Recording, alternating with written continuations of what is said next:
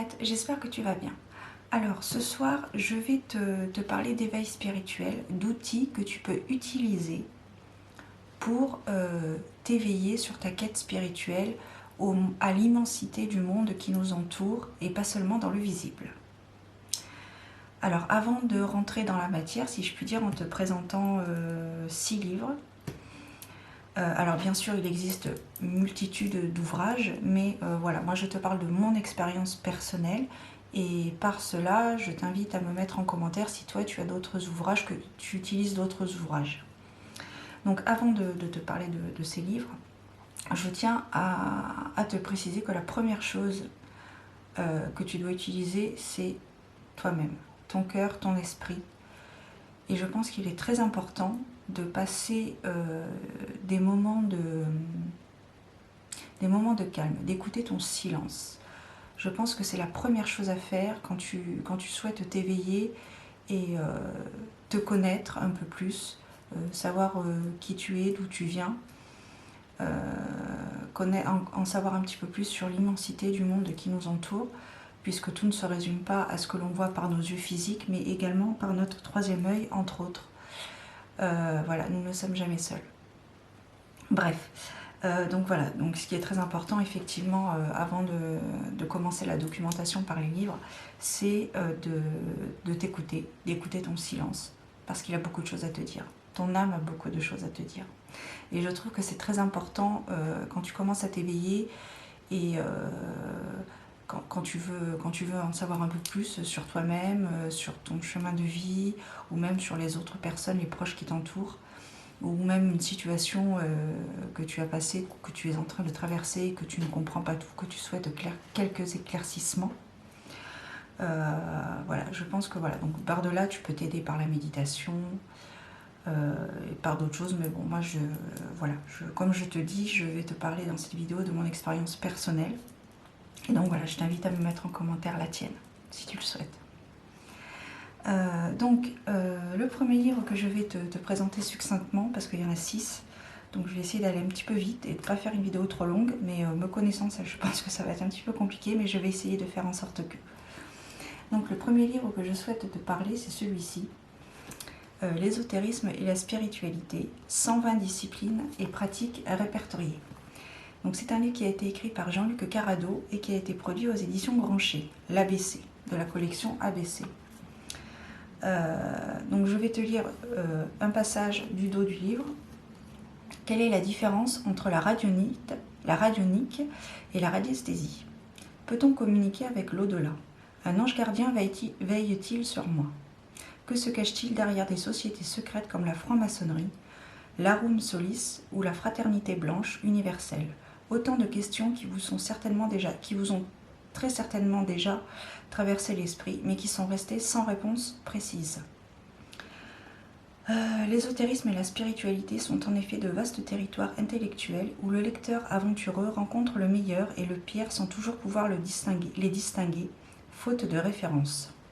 En comparant les diverses branches, éléments et techniques ésotériques et spirituelles, en offrant des définitions claires et concises, en conseillant la lecture d'ouvrages de qualité pour chacun des 120 thèmes étudiés, l'auteur vous permettra d'affiner vos connaissances et de progresser intellectuellement et spirituellement. Donc c'est un livre qui regroupe 120 disciplines donc ésotériques. Si toutefois tu ne sais pas trop où tu veux, quelle méthode tu veux pratiquer, quel outil tu veux utiliser, donc là par exemple on a la méthode du magnétisme, qui est d'ailleurs très important, c'est très aidant, la géobiologie, nous avons les saints, bien sûr, travailler avec les saints, le pendule, la cartomancie, le marc de café, etc., etc., etc. Toutes ces pratiques sont mentionnées dans ce livre. Donc je te le conseille, ça permet d'avoir une vue d'ensemble de tout ce que l'on peut pratiquer. N'oublie pas qu'il y a aussi l'expérience personnelle. Tout n'est pas inscrit dans les livres. C'est pas parce que tu vas voir 15 000 livres sur la spiritualité, sur la médiumnité, sur le tarot, sur le pendule, sur le magnétisme que tu vas savoir. Tout est une question d'expérience également, c'est très très important. Les livres sont juste des outils. Mais voilà, ce qui compte le plus important, c'est ton expérience personnelle que tu peux avoir avec ces quand tu commences ta quête spirituelle. Voilà. Ensuite, il y a celui-ci, ce livre, qui est très intéressant également. Comment reconnaître les signes de l'au-delà de Chris Verbeek aux éditions Exergue. Alors, quels sont les différents signes que nous recevons de l'au-delà? Comment les percevoir et les interpréter? Que se passe-t-il dans l'après-vie? Dans la première partie de ce livre, vous découvrirez comment identifier et interpréter les signes les plus courants, plumes, cœur, orbe, visage sur support, arc-en-ciel, grâce à des photographies amateurs mais non moins étonnantes. Dans la seconde partie, l'auteur présente des questions-réponses aussi captivants que déroutants sur l'après-vie en abordant de nombreux thèmes. La réincarnation, le karma, les enfants, les animaux. Les réponses, transmises par sa grand-mère, avec qui elle correspond par écriture automatique depuis 2006, ainsi que par ses guides spirituels, nous délivrent des messages importants sur la condition humaine et son évolution. Voilà. Donc voilà, je t'ai tout dit en fait. Il y a vraiment de tout. Il y a des... Tu vois, tu as des photos. Hop. Alors c'est des photos amateurs qui ne sont pas retravaillées, bien évidemment. Qu'est-ce qu'on a? Alors là, on a des pierres. On a la signification des plumes. Je ne sais pas si je te l'ai dit, mais j'ai fait quelques posts sur mon compte Instagram de quelques livres que je te présente ce soir, pas tous, mais donc celui-ci, tu peux le retrouver sur mon compte Instagram. Il est très très intéressant. Enfin voilà, il n'y a rien d'autre à dire. Après, c'est vrai que par caméra, je ne sais pas si tu vas pouvoir voir tout, mais tu vois là tout bêtement une... Alors attends, hop là, voilà, une pomme de terre en forme de cœur. Voilà, tout est une question d'attention et d'écoute. Parce qu'en fait, on n'est jamais seul et il faut savoir percevoir les signes et être à l'écoute, être connecté. Et ça, c'est très très important. Et justement, la méditation peut t'aider.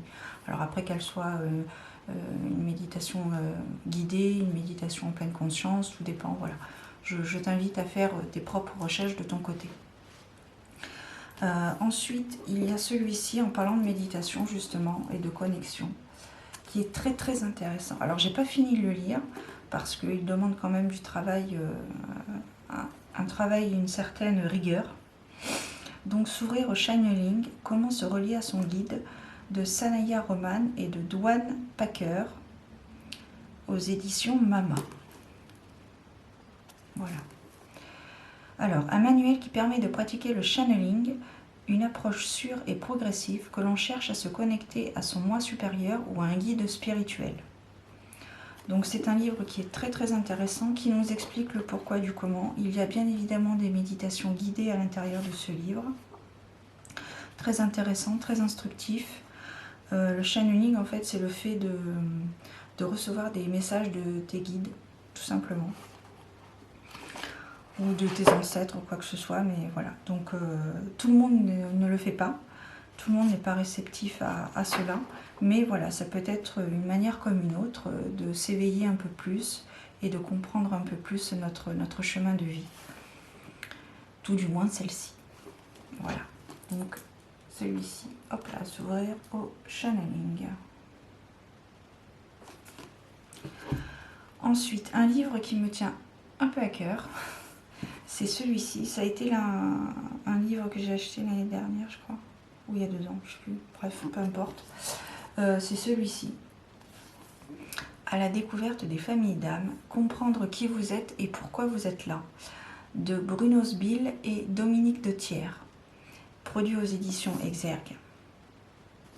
C'est un livre très très intéressant. Dans ce livre inspirant, vous allez découvrir le modèle des familles d'âmes, créé par la Canadienne Diane Leblanc, puis enrichi et revisité par l'expérience et la pratique des auteurs depuis de nombreuses années. Au fil de la lecture, vous apprendrez à mieux vous connaître, à donner un sens à votre histoire personnelle, mais aussi à mieux comprendre votre entourage. En effet, ce qui vous ressource, le métier qui peut vous épanouir, ce qui vous fait vibrer, votre façon de réagir au stress ou face à un deuil. Tout cela est lié à votre famille d'âme. Alors, je souhaite quand même aller un petit peu plus loin avec celui-ci, juste pour le sommaire, pour t'expliquer, parce qu'il est vraiment Je pense que tout le monde devrait l'avoir ce livre parce que, enfin pour toute personne qui souhaite savoir d'où il vient et comprendre le pourquoi du comment. Pareil, je t'ai fait un post sur mon compte Instagram sur ce livre. Donc il est divisé en 14 parties, 14 chapitres. Donc la première partie c'est la présentation des familles d'âmes, avec donc les bâtisseurs, les artisans de la paix, les visionnaires, les passeurs et les sages. Sachant que dans ces chapitres, dans cette partie, il y a des sous-chapitres, puisque vous avez la famille des bâtisseurs, alors la famille des bâtisseurs, ensuite la famille des bâtisseurs rouge du chakra racine, orange du chakra sacré, les artisans de la paix, même chose, jaune du chakra plexus solaire, vert du chakra du cœur, les visionnaires bleus du chakra de la gorge et les visionnaires bleus indigo du chakra du troisième œil, la famille des passeurs violet et chakra couronne, et enfin la famille des sages qui sont très rares puisque ce sont des personnes qui ont vécu toutes ces vies et qui en théorie, je dis bien en théorie, devraient passer leur dernière vie et qui ne se réincarneront peut-être pas dans une prochaine vie. Ensuite, nous avons la deuxième partie, en savoir plus sur les familles d'âmes. Donc les familles d'âmes d'adoption, les blessures, ça c'est très intéressant, un chapitre sur les blessures, la trahison, l'abandon, le rejet, les jeux de pouvoir, le mécanisme du deuil qui est très intéressant aussi, qui moi m'a particulièrement intéressée. Enfin comme tout le monde, mais bon, on parle ici de mon expérience personnelle. Ensuite, nous avons la troisième partie, que suis-je venu faire sur cette terre ? Comment identifier sa famille d'âme, et donc que suis-je venu faire sur cette terre, donc la raison d'être et les dons de chaque famille d'âme, qui est également le cas dans comment identifier sa famille d'âme. Ensuite, nous avons profité du potentiel de sa famille d'âme, avec notamment arrêter les jeux de pouvoir, favoriser votre corps principal et les autres corps, la méditation, on en revient toujours là. Et enfin, vous avez la suite de votre aventure, l'intention du livre, le côté obscur. Voilà. Donc, très intéressant. Et alors, au début de chaque chapitre, il y a une phrase d'une personne relativement connue. Donc là, en l'occurrence, nous avons une phrase de Steven Spielberg. Quand vous avez un rêve, il ne vient pas vous crier au visage. Voici ce que tu es, voici ce que tu dois être pour le reste de ta vie. Souvent, un rêve est presque un chuchotement, et j'ai toujours dit à mes enfants, la chose la plus difficile à écouter est votre intuition. Elle murmure, elle ne crie jamais, c'est très difficile à entendre. C'est pourquoi tu dois écouter ton silence. Beaucoup de choses à dire. Ensuite, il y a celui-ci. Découvrir votre maître chakra, aux éditions Ada, écrit par Stéphanie S. Larsen. Vous êtes né sur un rayon de lumière dans le but de porter une attention toute spéciale à l'un de vos 7 chakras, pour ainsi créer une vibration dominante à l'extérieur et à l'intérieur de vous durant votre vie. C'est votre maître chakra et il définit qui vous êtes et comment vous interagissez avec les autres. Découvrez votre maître chakra, vous apprendra à utiliser votre chakra principal pour aimer davantage, vivre en harmonie avec vous-même et les autres et vous épanouir. Conçu pour les débutants et ceux qui veulent aller plus loin, ce livre inspirant vous aidera à trouver quel est votre maître chakra à l'aide d'un simple questionnaire, à reconnaître les 7 rayons de couleur de l'âme et découvrir lequel correspond à votre maître chakra, à explorer vos dons spirituels et ceux de votre famille et de vos amis à l'aide d'un cahier d'activités pour chaque couleur. Et enfin, à utiliser vos nouvelles connaissances pour changer votre réalité et améliorer vos relations avec tous les êtres vivants. Voilà. Donc je trouve que c'est... Alors pareil, celui-ci par contre, j'ai pas encore fini de le lire, mais je tenais quand même à te le présenter parce que je l'ai trouvé très intéressant. Pardon. Donc voilà, tout est dit dans ce que je viens de te dire, très, très intéressant. Et enfin, le dernier, et non des moindres, c'est celui-ci. Donc le grand livre du féminin sacré, recettes sacrées, oracles et tarot, méditation et cristaux, de José-Anne Sarrazin-Côté aux éditions Marabout. Alors, reprenons possession de notre pouvoir. Hop, on va essayer de faire comme ça. Nous, les femmes, avons longtemps vécu en harmonie avec la nature, à l'écoute de notre intuition. Nous entretenions des liens avec le monde invisible. Nous veillons à l'équilibre des énergies féminines et masculines qui se trouvent en chacun de nous. Mais notre puissance féminine a été étouffée par le patriarcat. Il nous faut la reconquérir. Ce livre donne tous les outils pour se reconnecter à son féminin sacré. Apprendre à vivre en harmonie avec les cycles de la nature, créer un hôtel à soi, mettre en place des rituels de purification et de méditation, former des cercles de femmes, utiliser des cristaux, des oracles, chanter des mantras, danser et vibrer. Alors c'est un oracle, non c'est pas du tout un oracle, c'est un livre qui s'adresse aux hommes et aux femmes, pas uniquement aux femmes. Alors certes, on va parler des cycles menstruels, etc., mais il est tout à fait... est tout à fait possible, il s'adresse aussi aux hommes, puisqu'on parle quand même aussi du masculin sacré également. Il y a aussi un chapitre sur cette puissance. Donc c'est un livre qui se présente en quatre grands chapitres. Donc le premier, c'est les origines d'une harmonie brisée. Alors ce que j'aime bien, c'est que dans ce livre, elle explique vraiment le pourquoi du comment en fait. Donc ça, je trouve que c'est très intéressant. C'est intéressant à savoir. Alors dans ce chapitre, vous avez l'origine de la rupture, des blessures encore présentes aujourd'hui et restaurer son énergie. Voilà, donc là on parle vraiment des millénaires très anciens avant notre époque, bien évidemment. Ensuite, vous allez revenir à sa nature cyclique, se reconnecter au cycle lunaire, se reconnecter à la roue de l'année, se reconnecter au cycle des saisons avec tous les sabbats, se reconnecter à son cycle menstruel. Vous avez ensuite le chapitre retrouver l'équilibre entre son féminin et son masculin sacré, réveiller la wild woman qui réside en vous, oser prendre des risques, équilibrer vos énergies féminines et masculines. Et enfin, le dernier chapitre est pas le plus important, mais vraiment très enrichissant également, guérir les blessures féminines, avec guérir maintenant pour guérir les générations futures et pratique de guérison. Et enfin, conclusion, annexe et remerciements. Donc là, tu vois, regarde, j'ai pris. Donc là, on a un chapitre par exemple sur comment créer son hôtel à soi. Il y a de magnifiques photos également. Alors, je sais pas si tu vas voir quelque chose, j'espère. On a aussi donc certaines déesses qui sont, voilà, la Guenièvre par exemple, Guenièvre la reine, qui sont représentées avec quelques indications sur celle-ci.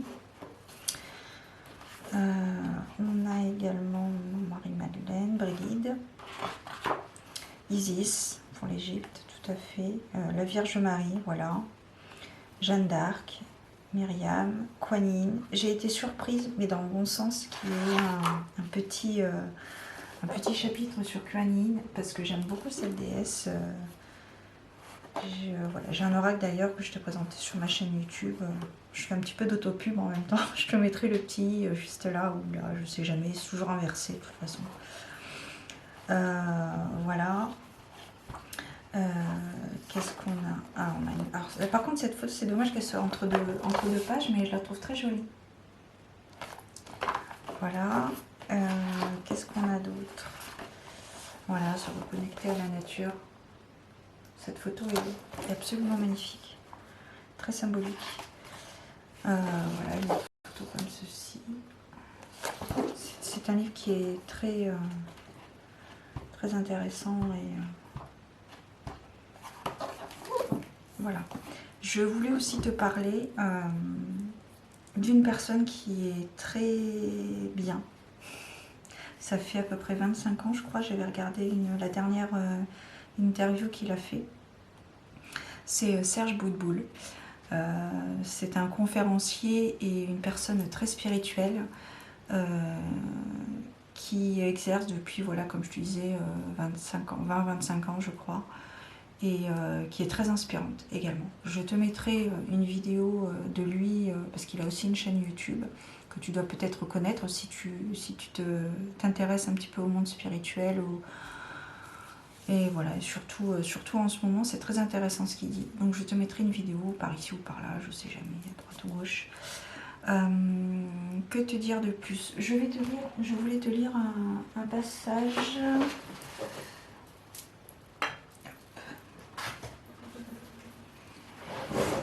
Là. Je vais te lire un petit passage de ce livre. Donc c'est l'Oracle des Anges, 365 conseils de vos anges aux éditions Exactes de Dorine Virtue. Donc je vais prendre une page au hasard et puis je vais écrire un message pour finir la vidéo en beauté, si je puis dire. Dites des mots aimables. Les mots aimables que vous adressez à quelqu'un sont la clé qui vous ouvre son cœur. C'est une manière concrète de dire que vous vous souciez d'elle. Même une personne fermée à l'amour en raison de douleurs vécues dans le passé réagira positivement à un témoignage de compassion. Aujourd'hui, cherchez l'occasion d'exprimer ce sentiment dans vos conversations en étant gentil, sincère, chaleureux et attentionné dans vos paroles. Ce sont des qualités que vous possédez naturellement, dont vous prenez davantage conscience lorsque vous les exprimez.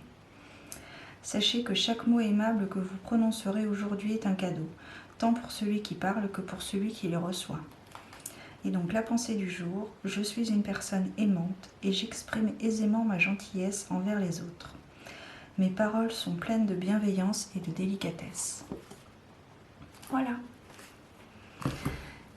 Donc n'hésite pas à me mettre en commentaire toi si tu as des livres, si tu as d'autres livres, parce que là il y a tellement de livres et c'est vrai que nous maintenant, je crois que je l'ai déjà dit mais je le redis, c'est vrai que nous actuellement, depuis une dizaine d'années, on a la chance d'avoir énormément de livres. Bon, c'est aussi un problème parce que du coup trop d'informations, trop de livres peut nous perturber. Mais par exemple, il y a 30 ou 40 ans, on n'avait pas tout ça, on n'avait pas internet, on n'avait pas de livres. Et bon, c'est vrai que du coup maintenant, on est plus nombreux, beaucoup plus nombreux à s'éveiller. Mais c'est vrai qu'il y a 30-40 ans, ils n'avaient pas ça. Donc, c'est bien. Écoute ton silence avant de t'acheter des livres. Écoute ta petite voix intérieure. Et voilà, quand tu ressentiras le besoin de te procurer certains livres, celui-ci est très bien. Je suis pas payée pour le dire, hein, je l'ai payé sponsorisé par ma carte bleue. Mais il est vraiment super, ce livre. Vraiment, pour la recherche de famille d'âme, il est vraiment très très intéressant. Et du coup, même pour le développement personnel, il est absolument magnifique. Très très bien. Alors, je ne doute pas qu'il y a d'autres livres, mais moi du coup, comme je te dis, je te parle juste de mon expérience personnelle. Et voilà, mon expérience personnelle est passée par ce livre et les expériences en pratique. Voilà. Je te souhaite de très belles choses. Prends soin de toi et n'oublie pas, tu éteins la télévision et tu écoutes ton cœur. Bisous.